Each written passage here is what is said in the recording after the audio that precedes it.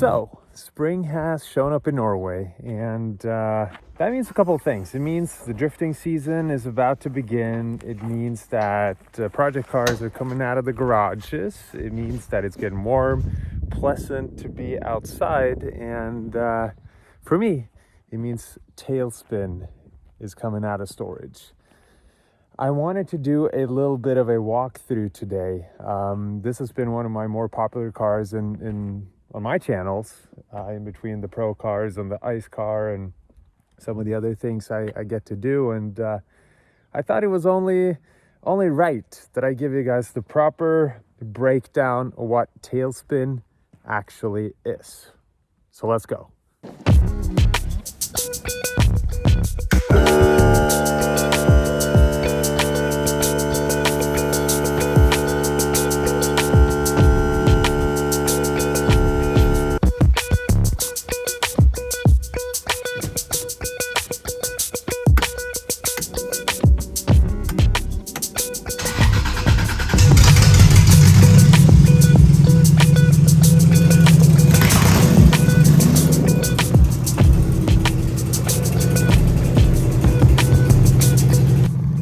I've always been a fan of car culture, be it American hot rodding, rat rods, gassers, or the rich racing history of the US. And obviously I've also always been a fan of Japanese sports cars.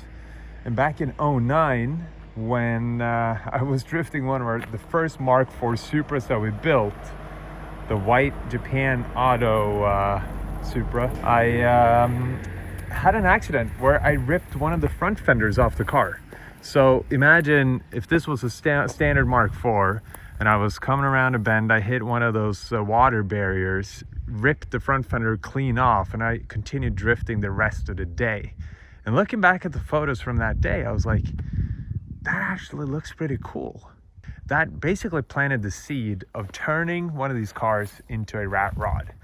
And what's cool about this build is that it's actually a quite simple build. It lends itself nicely to extending the wheelbase. And if you look closely here, they've actually just added another subframe. I don't know if you can see, we've added another subframe instead of the old subframe. And for those that know, these Supras have two subframes factory, one here and one behind the sump. What we did is we basically removed this subframe and instead we added another subframe here in the front. And that added about a foot or just over a foot to the wheelbase for that stretched rod look. I wanted to pull from a lot of different forms of car culture. So we have some RSR coilovers. These are really, really unique, very expensive coilovers from a Formula SAE car. So thanks to RSR for supplying those. We have an FJ45 grill with a bad look. These scratches are from the lamp popping out. We have a 2J GE NA. Everybody said you have to do turbo, I was like, nope, I'm gonna do this my way. Took a bone stock GE distributor NA motor and added probably my favorite piece of the whole car, this tenor saxophone outlet. I used to play the sax when I was younger.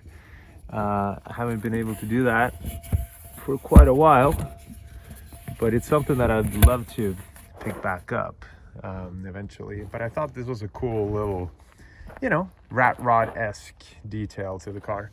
Stacks, of course. Erik, who helped build the car, welded these up. Gonna get some of those tractor flappers here eventually so we can actually park it outside in the case of rain, etc.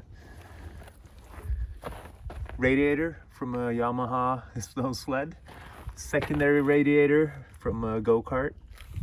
Little samurai sword right there, a katana, which is eventually going to become the dipstick. Have the fuel cell in the most sketchy, horrible location ever. Again, kind of a rat rod touch. And looking over the build, there's a lot of little details here and there that all have an explanation for why they're there. It's basically 1/4 rat rod, 1/4 pro touring, 1/4 drift car, and 1/4 American modified race car. So basically like a circle track car with roots from like the 50s or 60s. So the design on this side is basically intended to look like one of those old modified race cars with, you know, like the old school stripes. Looks like it's been, you know, it looks like it's hit the wall, a bunch of like rubber debris mixed in with Japanese culture. Mount Fuji right there with the Shinkansen bullet train passing right by the mountain, you know, with the rising sun in the background. And this is some paint work that I actually did. My buddy Rudi, who helped build the car, he's a very, very skilled car builder.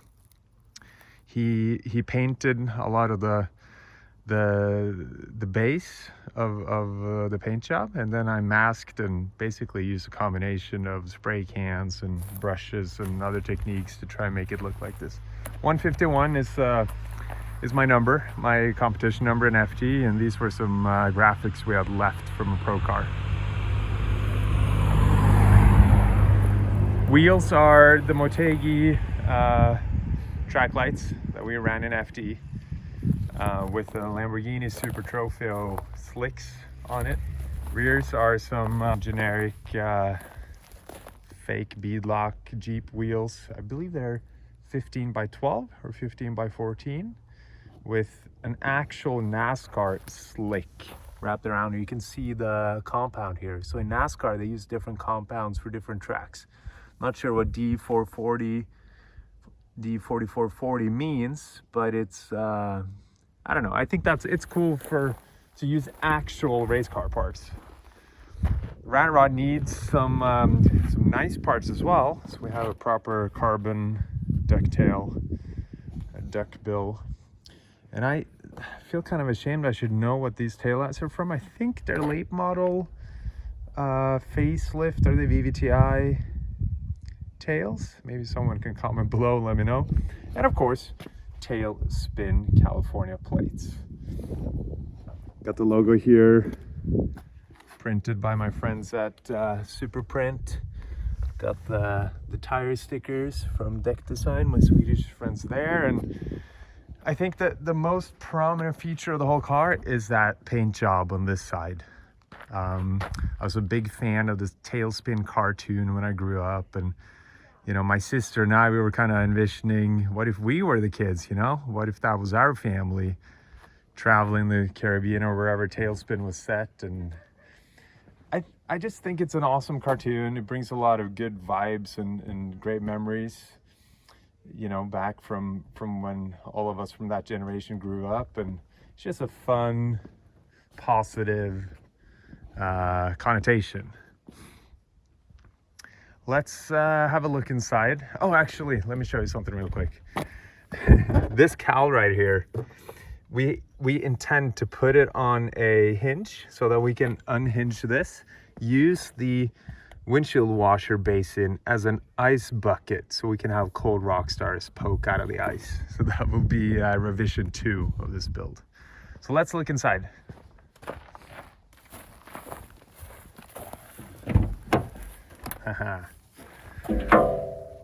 Kirky seats. These are very, I don't think anything screams American circle track. I don't think anything screams American circle track racing as much as a pair of, or a single Kirky seat. These are way more comfortable than they look, and they're all obviously made to be supportive. They aren't bolted in properly. You know, again, a rat rod should be a death trap. Got some belts laying in the back here. Still have the back seats. Not really room for anyone to sit back here, but they're there. And the rest of the saxophone, you know, we like to repurpose everything, so that's the shifter. May not have lightning quick gear shifts in this, but it's there. Got some Mad Max glasses. We got, you know, the entire dash is ripped out, and we just put in some carbon plating here with 4 switches. I believe it's ignition, fuel pump, lights, and the last one is for, oh, that's for the sound system, which we haven't installed yet, but of course we will have some good sound in this bad bee. Snap off with a quite iconic steering wheel on it. This was a personal gift from Max Rito.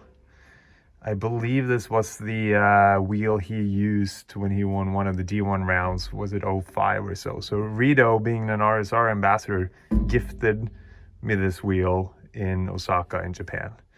So I was like, I could hang this on the wall, but I think it really suits its purpose here in this build. So yeah, not really a lot going on in here, but you know, all the bare essentials. So there you have it, my little presentation or rundown of Talespin and the ideas behind this build. If you have any suggestions for where I should take it or what I should do with it or how I should keep modifying it, please let me know below. And if you like this kind of stuff, I'll make sure to create more content from weird builds and Life of Freddy. See you guys next time. Thank you.